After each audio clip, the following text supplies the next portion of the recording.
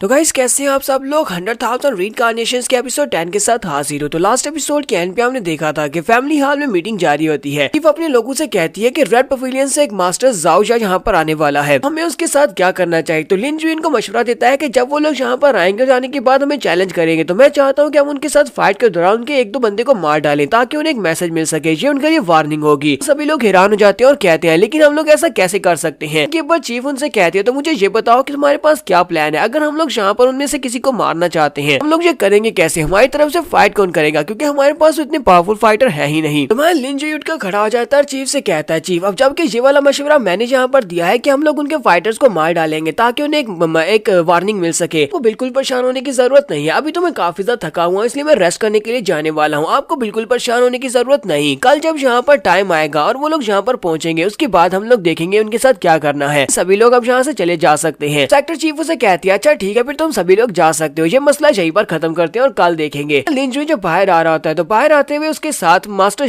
जानजू होते हैं। तो मास्टर जानजू से कहते हैं सेंट किंग मुझे बताएं कि अब मुझे और आपके लिए क्या करना होगा, ये बताएं कि वहाँ पर मेरी परफॉर्मेंस कैसी थी, मैंने आपका पूरा साथ दिया है। लिन जुइन से कहता है तुम्हारी परफॉर्मेंस इतनी बुरी नहीं थी कि जितना काफी नहीं है। वो उसे कहते हैं तो फिर मुझे बताएं कि मुझे और क्या करना होगा। लिन जुइन से कहता है तुम्हें मेरे लिए कल किसी एक बंदे को मारना होगा, मैं चाहता हूँ कि रात के वक्त तुम एक बंदे को मारो, अगर ये तुम एक पंच में उसे मार सकते हो तो ज्यादा बेहतर रहेगा कि अगर तुम उसे एक पंच में नहीं मार पाए तो वो तुम्हें मार डालेगा। उसे कहते हैं मुझे किसे मारना है। तो लिन उसे कहता है मेरे साथ आओ, मैं तुम्हें बताता हूँ कि तुम्हें उसे किस तरह मारना है और तुम उसे किस तरह मार सकते हो क्योंकि वो बहुत ज्यादा स्ट्रॉन्ग बंदा है। तो मास्टर जानजू से कहते हैं हाँ ठीक है मुझे बताएं।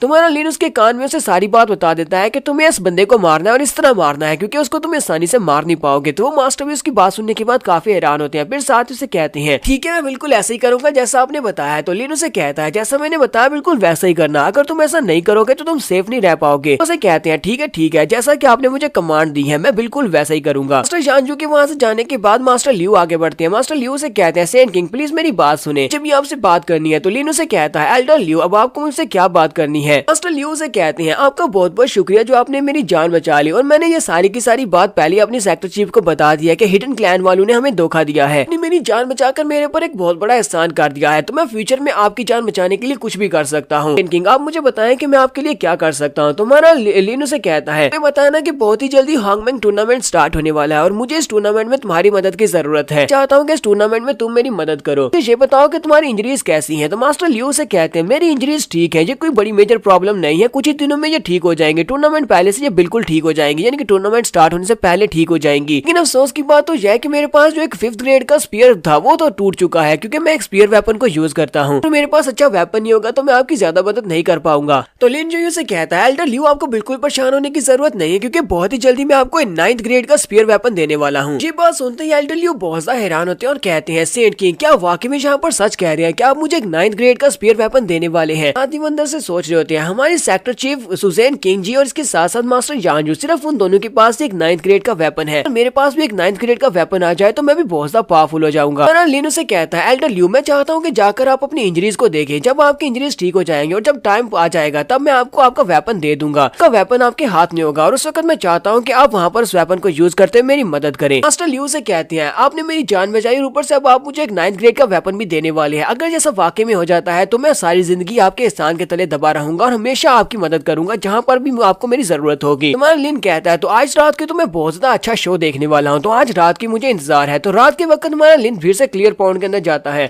सुजरिन पहले से मौजूद होती है, वो अपने कपड़े उतार कर उसके सामने खड़ी होती है। तो हमारा शुनजी वहाँ पर आता है और अपनी पावर्स को इम्ब्यूट करने के बाद उसको जब अपने प्रोसीजर को कम्प्लीट कर लेता है, प्रोसीजर को कम्प्लीट करने के बाद हमारा लिन चीफ से कहता है मुझे लगता है कि तुम इस बारे में जानना चाहते हो कि आज मास्टर जानजू मेरे साथ इतनी अच्छे से बिहेव क्यों कर रहे थे। तुम ये जानना चाहते हो कि पहले तो वो मेरे दुश्मन थे, मुझे मारना चाहते थे, लेकिन आज वो मुझे फुली सपोर्ट क्यों कर रहे थे। तो सेक्टर चीफ उसे कहती है मुझे इस बारे में सोच कर शक करने की क्या जरूरत है, अब जबकि ये सेक्टर तुम्हारा है और जहाँ के सभी लोग भी तुम्हारे हैं, तुम इसके सेंट किंग हो तो सभी लोगों को तुम्हारा साथ तो देना पड़ेगा और एल्डर जानजू को भी तुम्हारा साथ देना पड़ेगा। लिन उसे कहता है क्या तुम्हें वाकई में लगता है कि यहाँ पर जितने भी लोग हैं वो सारे के सारे मेरे लोग हैं। सेक्टर चीफ उसकी बात सुनने के बाद उसे कहती है क्या क्या वाकई में ऐसा नहीं है और साथ ही वो शर्मा भी रही होती है। तुम्हारा लिन उसे कहता है मुझे पता है कि अभी भी तुम्हारे जहन में भी मेरे बारे में बहुत सारे सवाल होंगे, तुम मेरे बारे में बहुत ज्यादा शक लेकर बैठी होगी, लेकिन मैं मेरा यकीन करो कि मैं यहाँ पर सिर्फ और सिर्फ तुम्हारी मदद करना चाहता हूँ। तो मिस सोजरेन भी यहाँ पर यही सोच रही होती है कि इस लड़के को देख पाना इसको जान पाना पॉसिबल नहीं है, मैं नहीं जान सकती कि इसके दिमाग में इस वक्त क्या चल रहा है, लेकिन मुझे लगता है कि फिलहाल के लिए हम इसी के ऊपर रिलाई कर सकते हैं अपने सेक्टर को दोबारा राइज करवाने के लिए। हमारा लिन वहीं पर पर बैठ जाता है और उसे कहता है चलो जल्दी से मेरे पास आ जाओ, मैं तुम्हें एक बहुत ही अच्छा सीक्रेट बताने वाला हूँ। वो उसके पास आती है तो मैलिन उसके कान के पास आकर कहता है क्या तुम्हें पता है कि मास्टर जानजू को डीमन सी लैंड से भेजा गया है। वो यहाँ पर एक सीक्रेट स्पाई की तरह काम कर रहे हैं और पिछले 30 साल से यहीं पर हैं। तो वही नहीं बल्कि यहाँ पर एक और डीमन सी लैंड से आया हुआ एक एनवी भी है। चलो अब मैं तुम्हें यहाँ पर एक बहुत ही अच्छा शो दिखाता हूँ। यहीं पास ही वो लोग आपस में फाइट करने वाले हैं, क्या तुम मेरे साथ चलना चाहोगी? सेक्टर चीफ उसे कहती है अच्छा ठीक है फिर रुको मुझे कपड़े पहन लेने दो, मैं भी तुम्हारे साथ चलती हूँ। तो ये दोनों ही कपड़े पहनने के बाद आगे की तरफ चल पड़ती है। लिन उसे कहता है बस थोड़ी दूर हमें आगे बढ़ना होगा और यहाँ पर वो लोग आपस में फाइट कर रहे होंगे। इसी वक्त उन्हें सामने से आवाज आती है। लिन कहता है लो हम लोग पहुंच गए। वो वहीं पर एक पत्थर के पीछे छुप जाते हैं। तो सामने की तरफ दिखाते हैं जानजू एक एल्डर को पीट रही होती है। वो 4th पैलेस का एल्डर होता है जिसका नाम लिन कुई होता है। उसके मुंह पर एक जबरदस्त पंच मारते हैं जिससे लिन कुई वहीं पर नीचे गिर जाता है। उसके मुंह से ब्लड भी निकल रहा होता है। मास्टर जानजू का पंच काफी ज्यादा पावरफुल होता है लेकिन एक पंच के साथ वो उसको मार नहीं पाते। वो चिल्लाकर उसे कहता है बेवकूफ कहेंगे, कहीं तुम पागल तो नहीं होगे, बेवकूफ तुम मेरे पर अटैक क्यों कर रहे हो? मास्टर जानजू से कहते हैं तुम्हें यहाँ पर अपने ऊपर सारा ब्लेम डालना चाहिए क्योंकि तुमने यहाँ पर किसी ऐसे को ऑफेंड किया है जिसे ऑफेंड नहीं किया जा सकता। तुम यहाँ पर मरने वाले हो क्योंकि तुमने उसे बहुत ज्यादा गुस्सा दिला दिया है। तो मास्टर लिन कुई उसे कहते हैं जानजू बेवकूफ कहेंगे, क्या तुम्हें जरा भी आइडिया है कि मैं कौन हूँ? मास्टर जानजू से कहते हैं मुझे पता है कि तुम आगे से मुझे क्या कहने वाले हो क्योंकि तुम यही कहोगे कि तुम डीमन सी के भेजे हुए एक एनवॉय हो, तुम वो मैसेंजर हो जैसे डीमन सी वालों ने यहाँ पर भेजा है। लेकिन मुझे तुम्हारी रियल आइडेंटिटी के बारे में पहले से पता है क्योंकि रियल एनवी तो यहाँ पर पहले से आ चुका है, रियल मैसेंजर यहाँ पर पहले से आ चुका है और आज की रात तुम्हारी मौत की रात होने वाली है क्योंकि तुम रियल एनवी नहीं हो बल्कि रियल एनवी तो पहले से यहाँ पर आ चुके हैं और उन्होंने मुझे कहा था कि आज मुझे तुम्हें मारना है। साथ ही वो अपने बैनर को बाहर निकाल दे जो कि एक 9th लेवल का वेपन होता है। मास्टर लिन कुई अभी भी चिल्लाकर उसे कह रहे थे बेवकूफ कहेंगे, तुम्हें किसी ने बेवकूफ बनाया है, असली का एनवी मैं हूँ, मैं असली मैसेंजर हूँ जहाँ पर जो तुम्हें मैसेज देने के लिए आया था। लेकिन मास्टर जानजू तो उसकी कोई भी बात सुनने को तैयार नहीं है। वो अपने क्योटिक बैनर को एक्टिवेट करते हैं और कहते हैं आज यहाँ पर इसी क्योटिक बैनर के अंदर तुम्हारे सोल को सक करूंगा और तुम्हें यहीं पर मार डालूंगा। वो अपनी पावर्स को रिलीज कर रहे होते हैं। इसी तरफ से मास्टर जिन कोई भी अपनी पावर्स को रिलीज करते हैं। तो मास्टर जानजू कहते हैं मेरे लिए ये बहुत ज्यादा मुश्किल है असली के एनवाई के ऑथेंटिसिटी को जान पाना कि असली का एनवाई कौन है जैसे डीमन सी लैंड वालों ने यहाँ पर भेजा है। लेकिन असली के एनवाई के पास वो मेडिसिन थी, जाओ पिल थी जो कि मेरे लिए बहुत ज्यादा जरूरी है। मेरी बॉडी के अंदर जो पॉइजन है वो उसी पिल की मदद से कम किया जा सकता है। वो वाली डिटॉक्सिफिकेशन पिल में जो सेंट किंग पहले से दे चुके हैं। मतलब यह है कि वो फेक नहीं है बल्कि तुम फेक हो। अपने डीमन बैनर से उसके ऊपर अटैक करने के बाद उसे वहीं पर गिरा देते हैं। वो नीचे गिर जाता है तो मास्टर जानजू को लगता है कि वो मर गया है। सेक्टर चीफ भी ये देखने के बाद काफी हैरान होती है और कुछ पूछने लगती है। हमारा लिन उसे कहता है बस खामोश रहो, अभी कुछ भी मत पूछो, बस चुपचाप देखती रहो। मास्टर लिन कोई फिर से उठकर खड़ा हो जाता है और उसे कहता है बूढ़े कुत्ते कहेंगे, तुम तो यहाँ पर अपने मास्टर को भी नहीं पहचान पा रहे, तुम ये भी नहीं जानते कि तुम्हारा असली का मास्टर कौन है। मतलब यह है कि तुम्हें यहाँ पर जिंदा रखने का कोई भी फायदा नहीं है। अब मैं यहाँ पर तुम्हें मारने वाला हूँ अपने डीमन सी लैंड की तरफ से। वो वहाँ पर अपनी डीमन पावर्स को रिलीज करता है। जैसे वो पावर्स को रिलीज करता है उसके कपड़े फट जाते हैं और साथ ही उसकी बॉडी शॉडी बढ़ जाती है। इसी के साथ ही वो अपनी कल्टीवेशन को बढ़ाना स्टार्ट करता है। उसकी कल्टीवेशन जो कि रिइनकार्नेशन राम है वो बढ़ना स्टार्ट हो जाती है।